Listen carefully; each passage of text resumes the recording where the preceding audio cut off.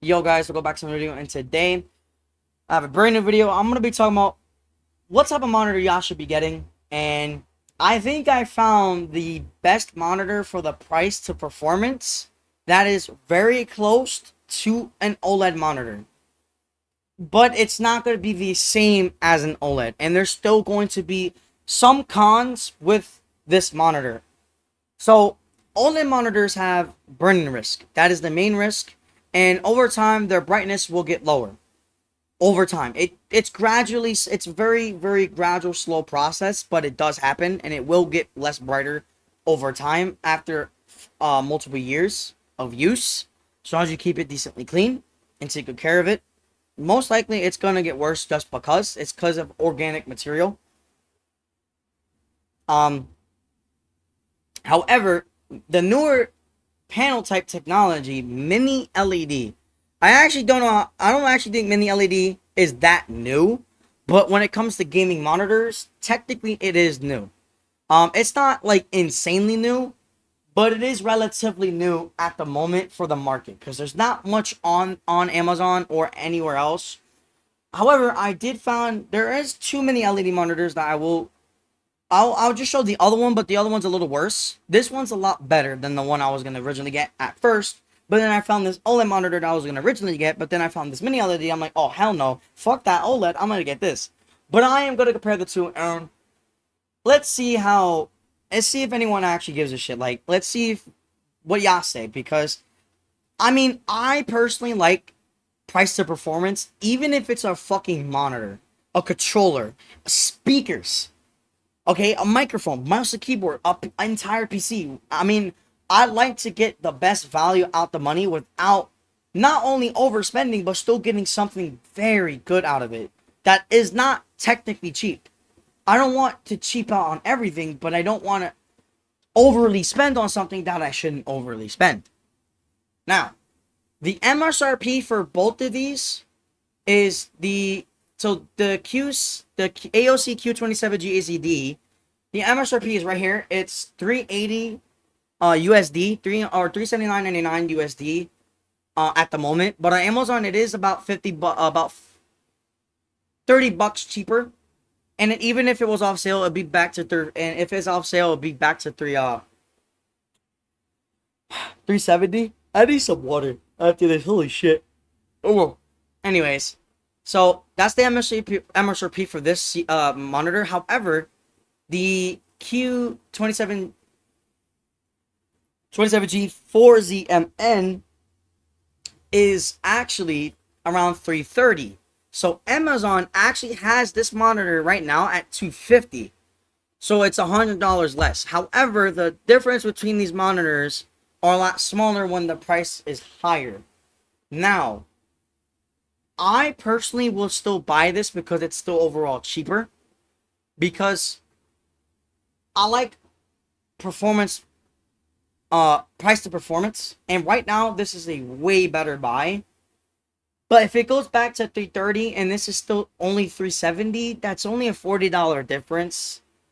I mean, unless I need those $40 for rent or specifically that, or I really just want to save as much money possible while still buying something that I need and want, that's probably the best thing I would do.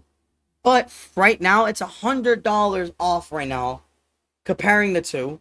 So I'm gonna just go straight into it. So we're gonna go over the OLED monitors. We all know OLED monitors. It's 1440p, a 27-inch monitor, has 0.73 milliseconds. We all know that. G-Sync compatible. So yeah, it's all that. So one thing I want to say, because we all know about this, you can just read this yourself. Da da da da da. Pause if you like. I don't care. Now, the one thing I have noticed on both monitors, the low input lag feature, I actually do not know what this does. And, oh, it's in the name. It's literally to lower your latency. But, like, in what way, in shape, or form? Is it, like, is it the, like, the milliseconds and gray to gray response in terms of display response? Or is it genuine input latency response? Like, input to display latency. Like, it would be less delay between what I physically do and then what I see on screen. Like, I don't know how that works. Like, I don't, because if you see low input lag modes on a monitor, that could be a little bit deceiving. So I don't know how this would work. It says this as well on this monitor as well. So that's why I don't know. I don't know if that's a like just a marketing thing or that's AOC's, actual genuine setting. I will look it up myself later. So just keep that in mind. So we all know that LED gives you the best everything. So here's the display information. Obviously, it's pretty straightforward, all that stuff. Video features, here they are. As you can see. Power consumption. Is it low? It seems like power consumption is pretty low. Power LED means operation white, but it doesn't tell me how much watts it uses. Probably uses a good amount. I would say like around 30 to 40, 50 watts, 60 watts. Not much, but oh wow, you can just buy from here. Nice. It does not say that for me here for this monitor, so this does not support HDR 1000. It's not 1000 certified, so that's probably not really meant for you if you really care about HDR, which I know a lot of people honestly don't. There is some that do, and there's nothing wrong with that. HDR can make things look a lot better depending on game to game and on how well the implementation is on that monitor and how well tuned it is. So just keep that in mind. Now we're going to showcase the mini LED monitor. So what this has, so it's the same thing, 27 inches, 1440p, 240 hertz. However, it is slightly less responsive. It's a fast VA panel, which I'll explain in a second, and it has a 1 milliseconds of gray to gray response times, on average. Do not know that's, I don't know if that's just the lowest response, or that's just the average response that they give, or they're giving me. I feel like they should give us what the averages is, like they should say like 1 to 3. I think that would actually be more nicer to know. But, from this right here, all I can say is, it's going to be very close in terms of pixel response times as an OLED monitor. The differences and visually will probably be less than 1% to 5%. Some people might notice a difference. Most people might not. There are some that are very sensitive to their visuals. I am too, but I'm not that sensitive where I notice the slightest fucking changes like that. Because I have perfect vision. I have 20/20 vision, so. And then, both don't have speakers. We all know monitors don't ever have speakers. It fucking sucks. But it is what it is. You could buy, better speakers, for, a good 40, 50 bucks. So don't worry about that. So, panel type is fast VA. So, you're wondering, oh, what is fast VA? Well, it's basically still VA, vertical alignment. It's still gonna have black smears. So, do not be surprised if you see some black smearing. If you do tune the monitor correctly, or just put your refresh rate to 240 Hz, black smearing will be reduced automatically. Just keep that in mind. I'm at 165 Hz on this monitor. I reduced my black smearing because I'm at 165 Hz in terms of refresh rate. It's very smooth. However, it's still VA. So, keep that in mind. I'm on a terrible VA old monitor. It's I think this came from 2019. So, I'm not on a monitor that's pretty modern. It's still relatively modern, but it's not modern enough in my eyes. This monitor came out in 2025 of August. So, last year. Basically. So, this thing is extremely new. So, yeah. So, it's a mini LED. It's way better than your typical, IPS panels and your typical VA panels and even TN panels. But it's still definitely worse than OLED. But the gap between this specific mini LED monitor versus this QD OLED is pretty small as long as you're using local dimming. If anyone doesn't know what local dimming is, local dimming dims certain parts of the screen to match, to make the blacks on screen much darker. And look a lot more accurate in terms of, contrast. Your contrast and overall, color accuracy should be better.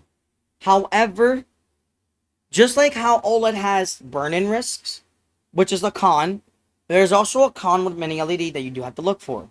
It is blooming. Blooming is basically when you're using local dimming, when you're testing this, sometimes bright highlights on videos can look too bright and cause it to bloom, which can make it look a little off or less pleasing to look at or too bright to look at and make it harder to see what you're looking at. I think that's what blooming does. So I could be wrong, but that is the most accurate explanation I can give you. Um, Next we have 1440p, 1 millisecond, so it's great to great response times. Great to great stands, great to great in since how long it takes for one pixel to change between one grade level to the next. In gaming, for every millisecond counts, and it can be the differentiator between hitting or missing a shot. Fast response time also limits ghosting and motion blur. That's also another thing you gotta keep in mind. Make sure, I don't know if you guys can see this in OBS, but if you guys could see this, that'd be amazing. So on my monitor, if you can see it, I actually do not know if this OBS is actually recording this at all. If it is, that's amazing. So this is what I'm using right now. All my settings. I use the user mode because FPS, racing, RTS, and RPG just look fucking stupid. I'm gonna be honest, they look stupid as hell. So I use like default everything. So if I go to image, brightness is at 50%, contrast is at 70, which is the default setting. Sharpness 0, color temperature is normal, screen size is auto. So what was I gotta do? So if you go to professional gaming, go to response time, I do have mine set to the fastest. So this will reduce, technically should reduce the dark smearing the most. However, it actually can add some inverse ghosting or some extra ghosting. That's why you should do fast. Because it can give you still good response times, but it doesn't add any extra latency. So that's what I recommend. So I might try this and see how that works. It should actually look a little bit more smoother and a little bit more better in motion clarity. At least a little bit, because it's not trying to overshoot. So that does help, and I actually can notice a slight difference. I'm not even gonna lie. It looks a lot more cleaner. That's actually nice. So far. I could be wrong. I don't know if you guys can see that. I'm pretty sure you can.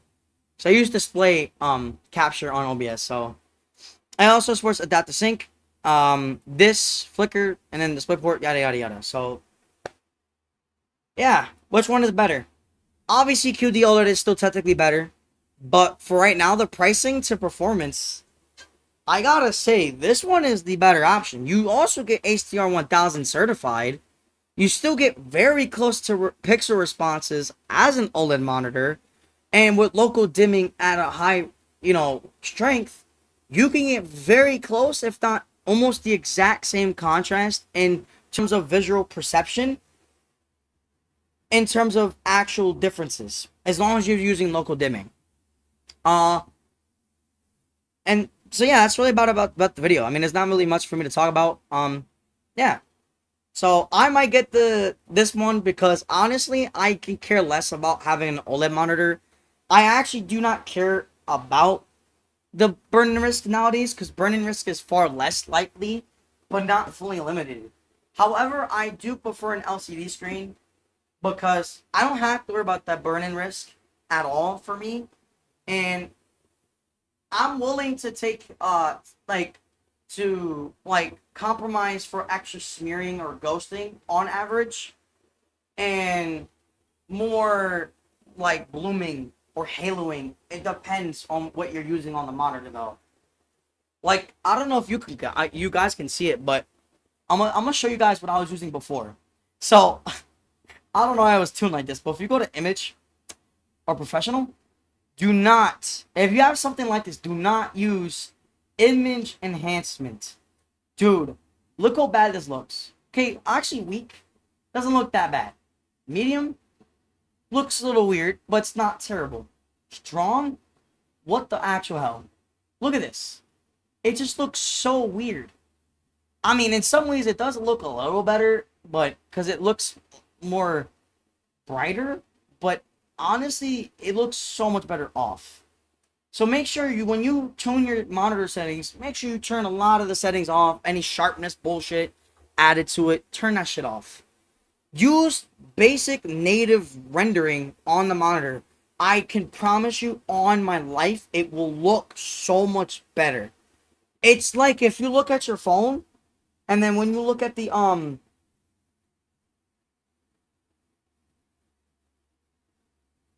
sorry, I'm looking at something on my phone. When you look at the phone and look at the monitor and keep going back, you're gonna like, oh wait, that actually looks normal. So yeah. Anyways, yeah, that's really about it. Hope you guys enjoyed. I really hope y'all saw that. I actually do not know if y'all can see the overlay on my monitor. That would be so fucking fire if y'all could. Anywho, I'm gonna go now. Peace out. Have a great day. Stay safe. Get your money up, not your funny up. And yeah, peace.